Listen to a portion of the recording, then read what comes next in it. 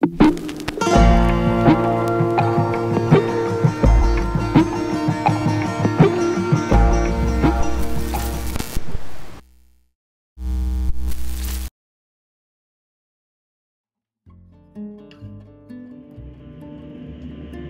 could have won something better. Pratyush, तुला काय वाटतं? Pratyush, say good morning.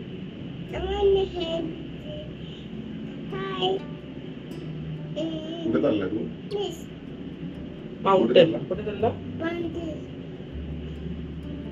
Temple. कुठे चालला? पेंटा नाही, टेम्पल. पेंटल.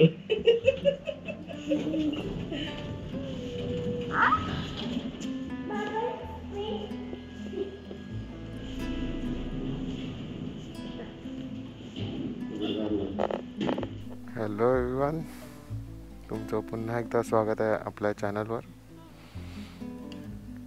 प्रत्युष अँड मी ज्योतिका.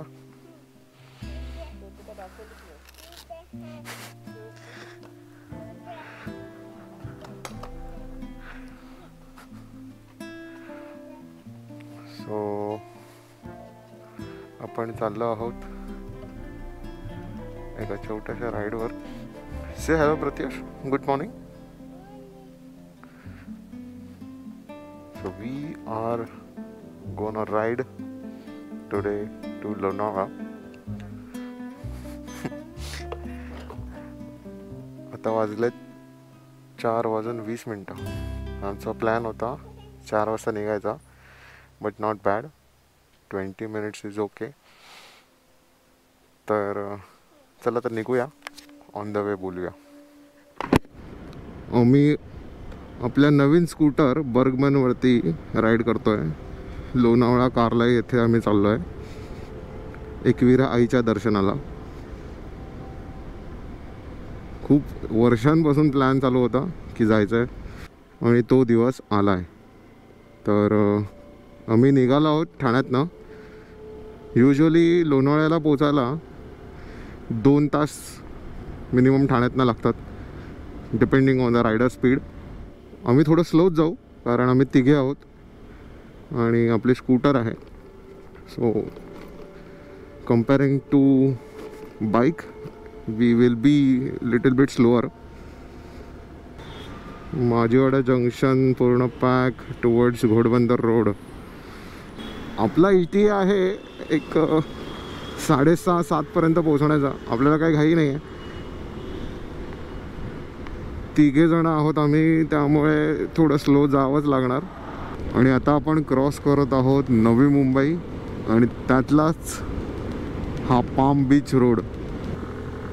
खंडाळा घाटात पोचलो आहे. गाड्यांची गर्दी दिसते.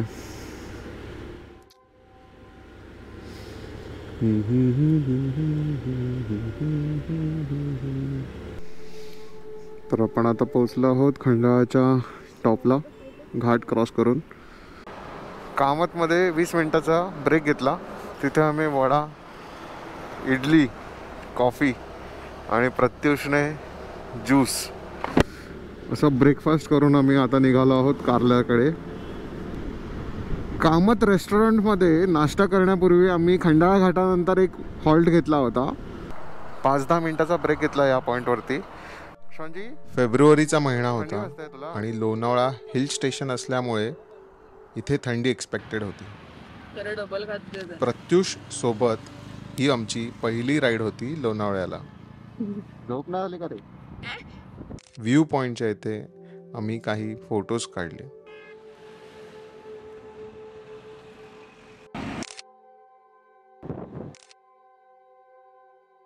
त्या स्पॉटला छान फोटोज काढले, एक 4-5. त्यानंतर सनराईज पाहिला. खूप सुंदर सनराईज पाहून मग आम्ही निघालो तिथून. कामतच्या इथून कारला पोचायला साधारण 20 मिनिटं लागतात. थंडीचा महिना होता, पण आता ऊन वाढत होतं आणि गर्दी वाढण्या अगोदर आपल्याला दर्शन घ्यायचं होतं. सो पोचलोय आपण कारल्याला, एकविरा आईच्या देवस्थानी. खूप वेळानंतर ह्या जागी आलो आहे, आणि सकाळी लवकर निघून दर्शन घ्यायला यायचं एकच कारण आहे, इथे गर्दी कमी मिळते आणि गाडी पार्किंग करायला जागासुद्धा मिळते. गाडी पार्किंग करून डोंगर पायऱ्या चढायला लागलो. देवळाजवळ पोचलो आणि सकाळची वेळ असल्यामुळे गर्दी फारच कमी होती. आम्ही बाहेर थोडा वेळ थांबून मग दर्शनाला गेलो.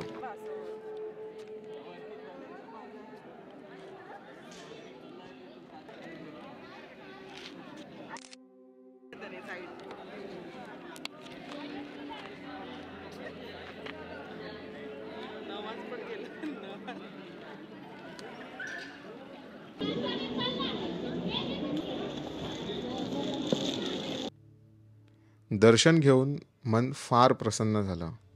बऱ्याच वर्षानंतर आईच्या दर्शनाला आलो होतो.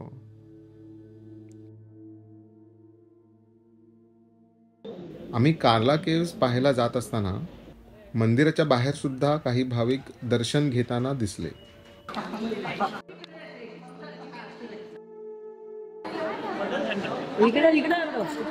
आई माऊलीचा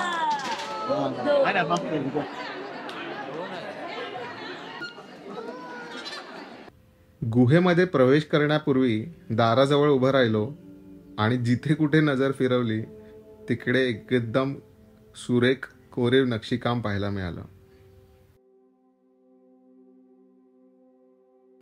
आतमध्ये गेल्यावर तुम्हाला जे समोर दिसतंय ते आहे बौद्ध चैत्यगृह.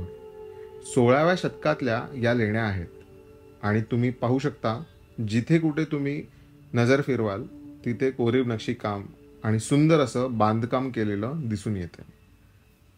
प्रत्युषला ही जागा फार आवडली आणि त्याच्यासाठी ह्या सगळ्या गोष्टी एकदम नवीन आणि एकदम मोठ्या. आम्ही बाहेर पडून उजव्या बाजूकडे गेलो. तिकडे सुद्धा काही गुहा आहेत, त्याही एक्सप्लोर केल्या. पण बऱ्याच ठिकाणी त्यांनी एंट्री बंद ठेवली होती, तिकडे जाणं पॉसिबल नव्हतं. सो आम्ही जेवढं काही पॉसिबल होतं ते सगळं पाहिलं. आईच्या दर्शनासाठी शाळेची सहलसुद्धा आली होती. बऱ्याच फॅमिलीज येतात.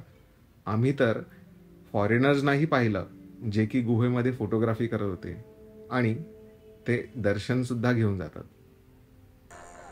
देवीचं दर्शन घेऊन परतीच्या वाटेला निघालोय. हा व्हिडिओ तुम्हाला कसा वाटला हे तुम्ही कमेंट सेक्शनमध्ये मला नक्की कळवा. पुढील येत्या काही महिन्यात मी नवीन photography vlog, landscape photography vlog, astro photography vlog बरेच व्हिडिओ घेऊन येत आहे. तर चॅनलला सबस्क्राईब करा, बेल आयकन हिट करा जेणे की तुम्ही नवीन व्लॉग्स मिस नाही करणार. पुन्हा भेटूया एका नवीन फोटोग्राफी व्लॉगमध्ये. Till then bye bye. Thank you so much.